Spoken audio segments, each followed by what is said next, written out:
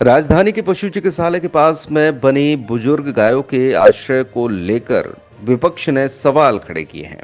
कांग्रेस के पूर्व विधायक कुणाल चौधरी ने कहा है कि गायों के नाम पर और उनके संरक्षण के नाम पर सरकार सिर्फ राजनीति कर रही है।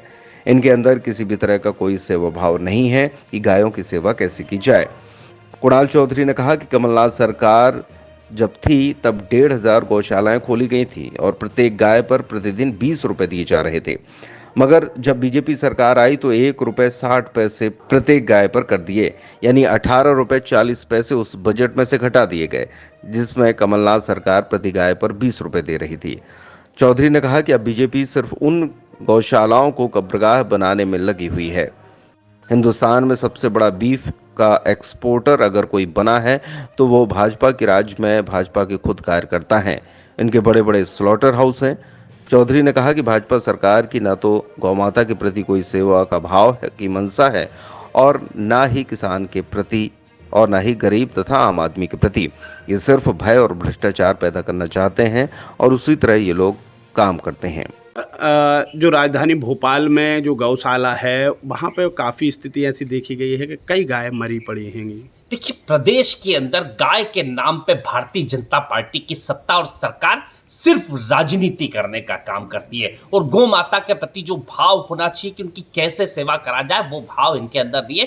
कांग्रेस की जब सत्ता और सरकार थी तो देश प्रदेश के अंदर लगभग 1,500 से ज्यादा गौशालाएं कमलनाथ जी के नेतृत्व में कांग्रेस पार्टी ने बनाई थी और उन गौशालाओं को चलाने के लिए रोज एक गाय पे 20 रुपए रोज दिया करते थे। जब सत्ता में भारतीय जनता पार्टी आई इन्होंने 1 रुपए 60 पैसे उसको कर दिया और 4-6 महीने तक उनको पैसा नहीं देती है। गौशालाओं के लिए सिर्फ नीति नियत यह है कि गौ माता की उस शाला को कहीं ना कहीं गौ कब्रगाह बनाने का काम भारतीय जनता पार्टी ने करा है। बड़े बड़े अभ्यारण्यों के नाम पे वोट ले लिए, बड़ी बड़ी बातों के नाम पे वोट ले लिए, सिर्फ वोट की राजनीति भारतीय जनता पार्टी करती है और वो गौ माता जिसकी सेवा करने की जरूरत है, क्योंकि भारतीय जनता पार्टी ने विश्व देश को सबसे बड़ा बीफ का एक्सपोर्टर बना दिया। इनके सारे समर्थकों के बड़े बड़े स्लॉटर हाउस है।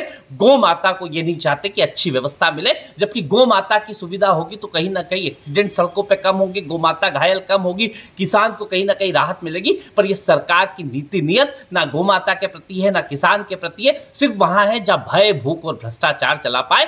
गौ माता की सेवा की जगह गौ माता को कब्रगाह में ले जाने का काम ये करते हैं। लेकिन अधिकारियों का कहना है कि उनके लिए सपोर्ट नहीं मिल रहा है। वहीं दूसरी तरफ जो आपने कहा कि छतरपुर का बिजावर है, वहाँ के एसडीएम ने एक आदेश निकाला था अभी 1 सप्ताह पहले कि जो तहसीलदार हैं, नायब तहसीलदार हैं, पटवारी हैं, आरआई हैं, वो शाम 6 बजे से रात 10 बजे तक सड़क पे जाकर गायों को भगाएं। देखिए, वो पैसा जो टोल नाकों से आ रहा है, क्योंकि टोल नाकों के लिए कुछ उन्होंने दिया था कि कर्मचारी अब गौ माता को गौशाला के अंदर नहीं ले जाएंगे पर उनको भगाने का काम करेंगे, किसानों के खेतों में डालने का काम करेंगे, ताकि उस टोल माफिया को कैसे संरक्षण दिया जाए। सरकार की नीति नियत सिर्फ माफिया तंत्र को है। वो पढ़े लिखे कर्मचारी क्या सिर्फ गौ माता को इधर उधर करने के लिए? वो बहन जो हमारी कहीं पटवारी होगी, जो बहन हमारी तहसीलदार होगी, क्या रात को जाके 10 बजे बाद वो कहीं ना कहीं गाय को हटाने का काम करेगी? उन माताएं बहनों की तो सोचे, उन गौ माता की सोचे। सीधी बात है कि सरकार